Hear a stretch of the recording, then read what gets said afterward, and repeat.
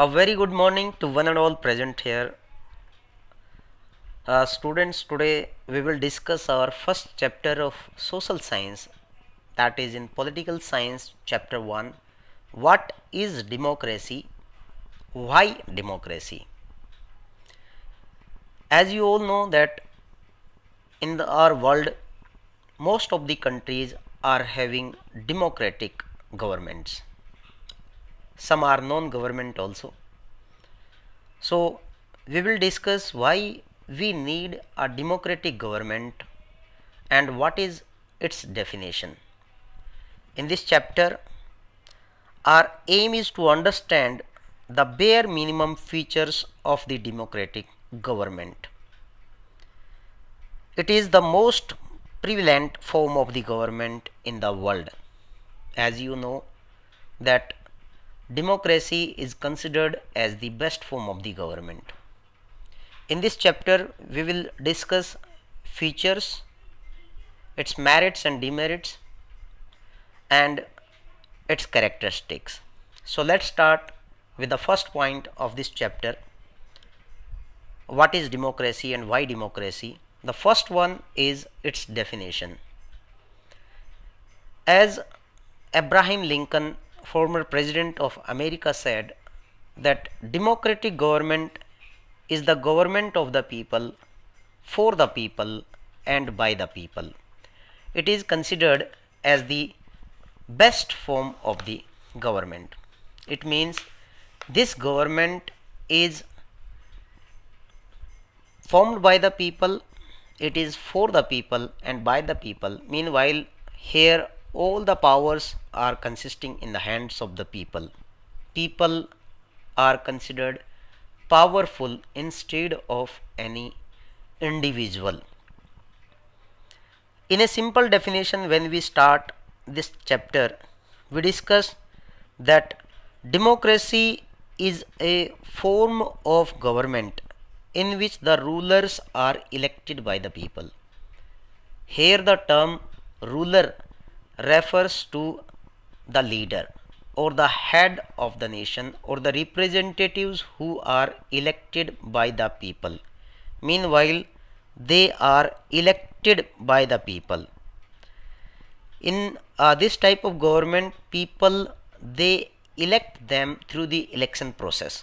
Means they are not elected hereditary, they are not nominated by someone, their post is not hereditary. Hereditary here it refers that from father to son or mother to son, like the kings. In most of the countries nowadays, non-democratic government means is also changing into the democratic form of the government. So let's start that the leaders, they are elected by the people. Here it refers that by election system we cast our vote to our leaders. As you all know that we are electing our sarpanch, panch, MLAs, MPs, means, and even the prime minister and president in our country, they are elected by the people. Some are directly, some are indirectly. So in democratic government we get this benefit that this type of government is formed for the people. Means this is considered as the responsible, accountable and the legitimate government, means in which government is taking responsibility of the people. Government looks after the people, means the welfare of people is in the hands of the government. Here one man is not having all the powers in his hand or in her hand. Just like you might have heard that there are many countries where people, they are misusing their powers. But in our country, India, which is considered as the largest democratic country in the world, in our country, means we have elected our leaders. All the leaders are elected by us. There is no one who can misuse the power. Here in this country, let's discuss in this chapter, let's discuss the features of democracy. The first feature is major decisions are by the elected leaders. I'm telling you all the points of this chapter step by step. So the first feature here in this democratic government or in democracy is major decisions are elected by leaders. I request you all, please note down these points in your notebook, because these points will help you in your examination. As you know that major decisions, you might have heard, our prime minister, president, our MPs and MLAs, they are giving decisions, means our elected leaders, they are giving decisions for the nation, for the betterment of the nation, for the economy of the nation, for its growth. Means all the national and international decisions are taken by the elected leaders, means those who are elected by the people. We cast our vote to our leaders in the nation. In our country, we have universal adult franchise, which means people, those who are 18 years and above, they can cast their vote to their leaders and they can elect their leaders in this nation. So those who are elected by the people, they are giving their decisions. Here in this chapter we have some examples of non-democratic countries, or the countries in which decisions are not given by the leaders. Decisions are not given by the elected leaders. Few individuals, powerful rulers, dictators, they give the decision in those nations. First we have Pakistan. Example of Pakistan is given in this chapter, that General Pervez Musharraf, he led the military coup in October 1999. October 1999. Here it refers, military coup refers that there was help of the military people and he overthrew the government of elected leaders. He declared himself as the chief executive of the nation and later on changed his designation to president. Even in 2002, he held a referendum. Referendum means public opinion or voting system in the country, that granted him 5 years extension. Means that he took command of the nation and took all the powers in his hand. Even Pakistani media, human rights associations, democratic activists and other people, means their activities were banned. In August 2002, he issued one legal framework order that amended the constitution of Pakistan. Constitution, which is the set of the rules, which is one of the important document of the nation in which rules and regulations of the nations are written. Dictator General Pervez Musharraf, he changed, amended the constitution of Pakistan, and according to that order, president, he could dismiss the national and provincial assemblies. As you all know that in India we are having 3 levels of the government. In the same way, in Pakistan, means the national and provincial assemblies, means they could be dismissed by the president. Means he took all the powers in his hand and became dictator of the nation. In this type of government, means all the powers are in the hand of one man only. Here judiciary, legislature and executive, means their role is nowhere, means they are not given any power. Powers are only in single hands. Cabinet, that was supervised by the National Security Council, it was also dominated by the military officers. Means military people, they were given command and that military was controlled by one man, means who became the dictator of the nation, Tana Shah, means who is generally considered as the non-democratic ruler. Then this rule continued for many years, and people, they were not given any right. People, they were uh, they felt that they are not in a free and independent nation. Power was ultimately in the hands of General Pervez Musharraf. He could take all the decisions. Okay, so we can say that in our country, democratic country, India, we can give a best example that here all the major decisions are taken by elected leaders, as we send our elected leaders in state legislative assemblies and in parliament, Lok Sabha and Rajya Sabha. So all the decisions, amendments in constitution are done for the welfare of people after the debates and discussion.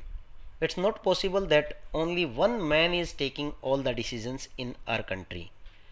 So in this feature we have discussed that in the democracy, the final decision making power, that must rest with those elected people who are elected by the people only.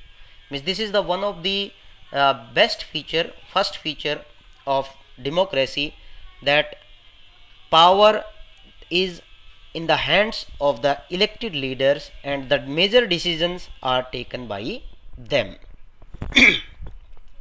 Now let's take one another feature, that is the free and fair electoral competition.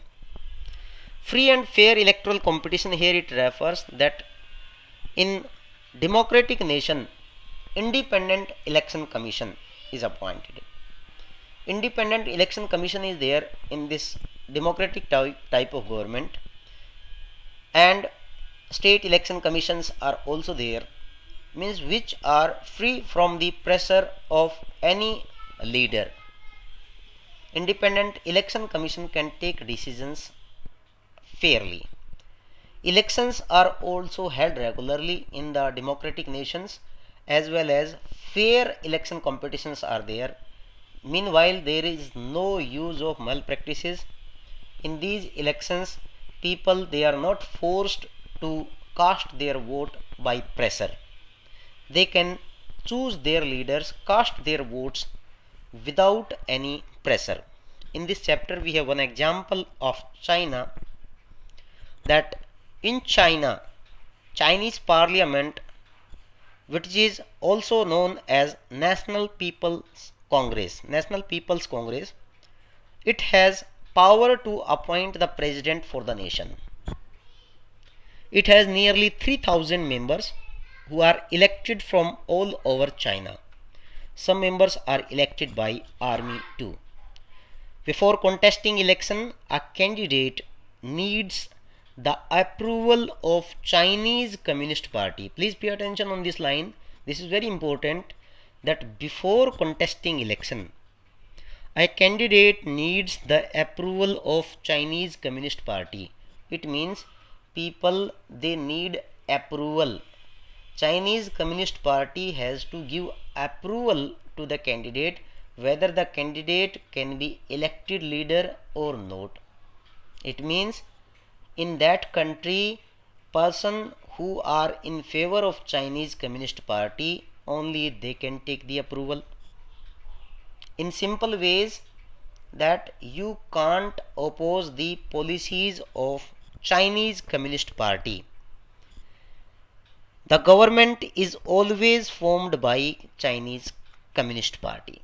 Means only one party is forming government. In simple ways, we can say that there is no alternate. You can't change. If you are not happy, not satisfied with the government policies, you can't change it. Here is one another example of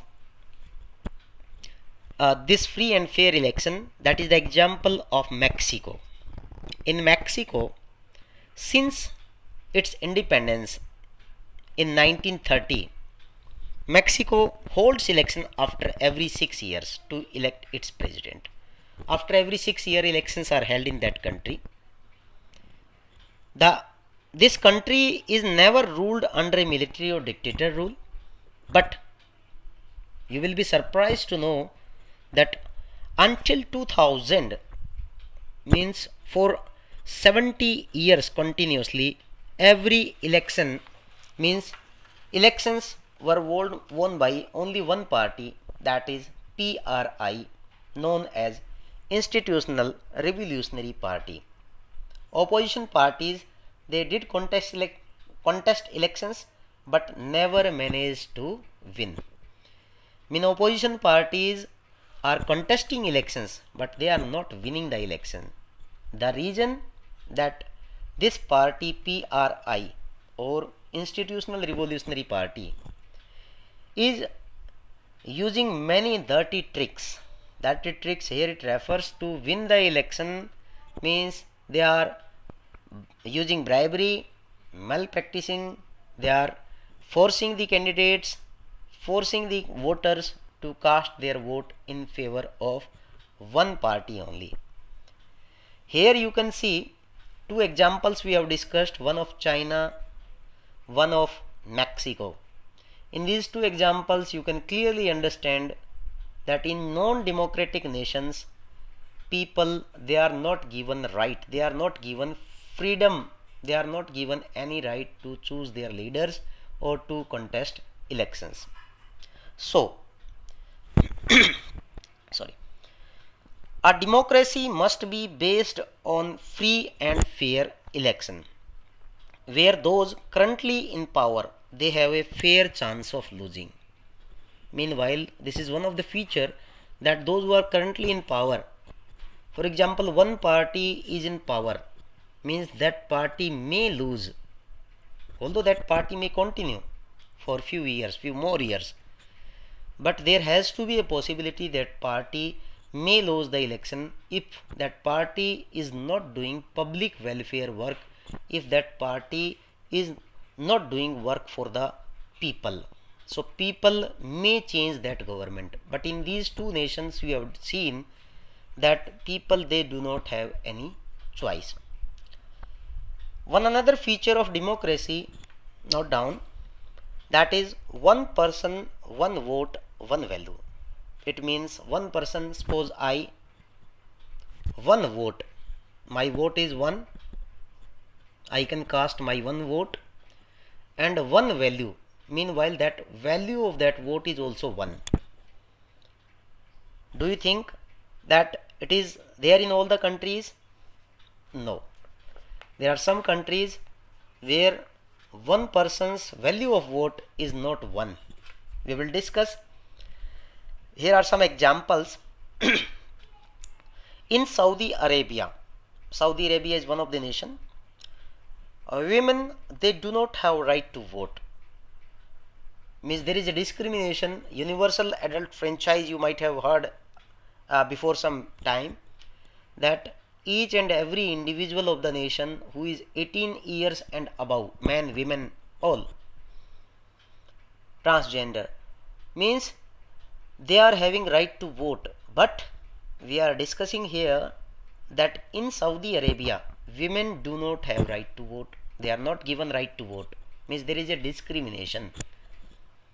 In Estonia, it has made the citizenship in such a way that people belonging to Russian minority, those who are from you can say Russia and they are in minority in Estonia, they find difficulty to get the right to vote. They find difficulty, means they find very difficulty during the elections to cast their vote, even for their vote cards also. In Fiji, one of the nation, the electoral system is such that the vote of an indigenous Fiji, the country native person of the Fiji, that has more value than that of an Indian Fijian. Means the people who are living from other nations, just like from India, many people are living in Fiji. So Indian Fiji, those who have taken citizenship of that nation, means their value of vote is not equivalent to the value of vote of that country. So in sum up, we can say in this about this one person, one vote, one value feature, that in a democracy, each adult citizen, adult means here who is 18 years and above, must have one vote and each vote must have one value. This is the one of the feature means which can be possible only in a democratic nation. In non-democratic countries where there is a dictatorship, where there is monarchy, in those countries this feature is not available. Another feature of democracy is rule of law and respect for the rights. Rule of law, meanwhile, that people are governed by the laws, legal framework, by the set of rules which is made by the government in the form of constitution. Those laws has to be there, means each and every individual has to be in the country must be governed by the, there has to be some instructions by the government that how people will be governed, all the departments, that what is the function of the judiciary, courts and all, what is the function of parliament, how they will make the laws, what is the function of executive members, permanent executive members and temporary executive members. Okay, means how they are functioning, means their functioning, that should be there in the laws. So rule of the law and respect for the rights, that is one of the another feature of the country, that people must respect for their rights which are framed by the government. As you all know that in our country we have fundamental rights, fundamental duties, directive principles. So 6 fundamental rights we are having. So we must follow all those fundamental rights and fundamental duties which are given by the government, by the Constitution of India. Here is one example in this chapter. That example is related to the Zimbabwe government. Zimbabwe government that attained independence from the white minority, from the British rule in 1980. But since that timing, this country is ruled by ZANU-PF, JANU-PF party that led the freedom struggle, means that party led this freedom struggle against the British rule. That's why since 1980 this party, this country is ruled by one party only, that is ZANU-PF, ZANU-PF, this party. The leader Robert Mugabe, he has been ruling the country since independence. Elections are held in that country also. Just like in our country, we are also having elections continuously after the intervals, after the regular intervals of 5 years. In Rajya Sabha we are having 6 years. So in that country also elections are held regularly. As you know that after independence we have seen many governments, many political parties changed their governments, means sometimes BJP, sometimes Congress, sometimes another governments. But in Zimbabwe, since independence, that party is ruling. President Mugabe is popular, but he is using unfair practices in the elections. Unfair practices here it refers that forcing people to cast the vote in favor of Mugabe only, or in favor of one party only. For example, means we pressurize someone that you have to cast your vote only to one party. So that is not a feature of democracy. We can't say that that is a democratic government, because in democratic government you can't be pressurized by any person. You can't be pressurized by the government for casting your vote, because universal adult franchise means election commission and government of India, Indian constitution has given you power that you are free, you are independent to cast your vote. There is no pressure, no one can give us bribery, no one can give us money that you cast your vote. That is illegal, that is an offense. But in Zimbabwe, that government is ruling with unfair practices from last many years. and they even changed the constitution also several times and increased the power of president. In our country we can't uh, amend the constitution without the majority of parliament. Even in some cases you can say we don't have a right to amend some basic rights of the constitution, the basic structure of the constitution. But in that country they increased the power of the president. Opposition parties workers, they are harassed. Those who are in opposition, they are harassed, punished, sometimes they are imprisoned also. Public protests, demonstrations against the government, that is illegal. See, in a country where public protest is not allowed, means where people they can't oppose, means in simple terms that is a dictatorship country. In that country people can't criticize the government policies. People they do not have right to criticize the government policies. In our country, if government is taking any wrong decision, people of the country they protest. Even the opposition party, the role of the opposition party in a country is very important. They criticized any wrong decision which is taken by the government. But in those countries, those decisions can't be criticized by anyone.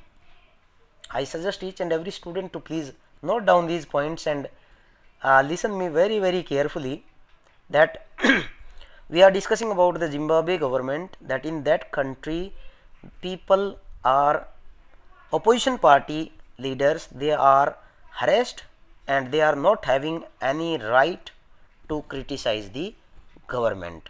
Even their activities of demonstration and public protest, that is considered as illegal activity. So if it is illegal, means no one can criticize. If they are criticizing, they will be imprisoned. Meanwhile, no one has right to speak against the government policies. They can't say that government is doing wrong. All the decisions will be taken as per the wishes of the government. Hence, we can say that a democratic government or a democratic rule, that rule limits, a democratic government rules within limits set by constitutional law or citizens' rights. Meanwhile, in simple words we may say that democratic government rules within limits which are prescribed by the constitution, that these are your limits. You can't do work apart from your or beyond the limits. Any citizen means can't misuse his right. If he is misusing right, there is a constitution, there are set of laws, means then there is a check, that is considered as check set by the constitutional laws and citizens' rights. So in simple words we may say that when we summarize the definition, that democracy is the form of the government in which the rulers are elected by the people. I am telling again here, the term ruler refers to the leaders or the head of the nation or the representatives, those who are elected by the people.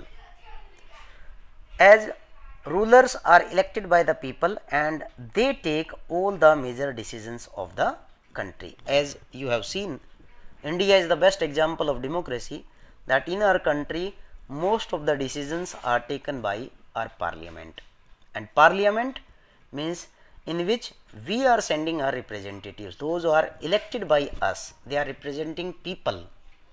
There is no one who is powerful in the nation, only people, means the parliament.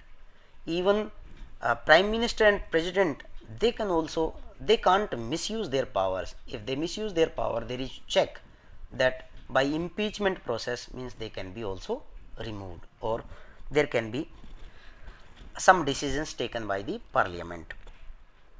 Elections offer a choice and fair opportunities to the people to change the current rulers.